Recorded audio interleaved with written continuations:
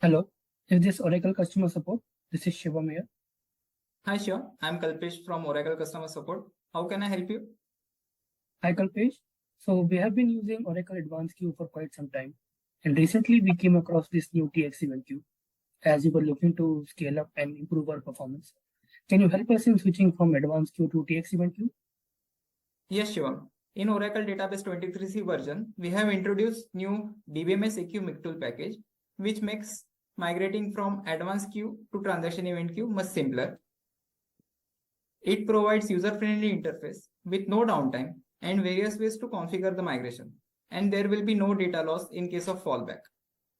Okay. Let me walk you through migration workflow. If user is using automatic mode, then init migration will complete the migration process internally. For manual control, commit migration will complete the migration process and cancel migration will cancel it. If there are any failures in migration API, then user can use recore migration to get to stable state.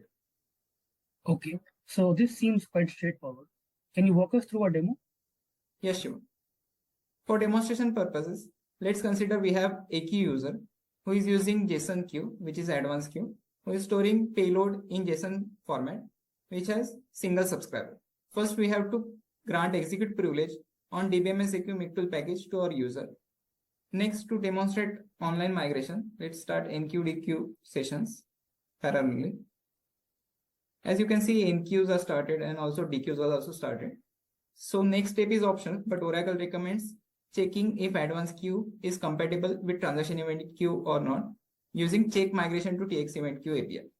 As you can see, there are 0 unsupported features found in our advanced queue, so we can proceed further. Here, init migration will start the migration process. User just have to specify schema name and queue name. As you can see, a new transaction event queue is created with additional suffix _m. Okay.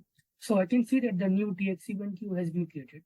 But the queue that we have been using has some additional configurations like rule-based subscribers and PL-SQL notifications. So do we need to make these changes again for TxEventQ? No, Shivam. Init migration will handle it internally. Okay.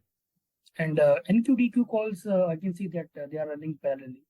So do we need to make any changes to these NQ-DQ calls for our TxEventQ? No, Shivam. No need to make any changes. New NQ request will route to transaction event queue, and DQ request will first process all the messages in advanced queue and then from transaction event queue. Before proceeding, we can check how many messages are left in our advanced queue using check migrate messages API. As you can see, there are 0 messages left in advanced queue, so we can proceed with commit migration.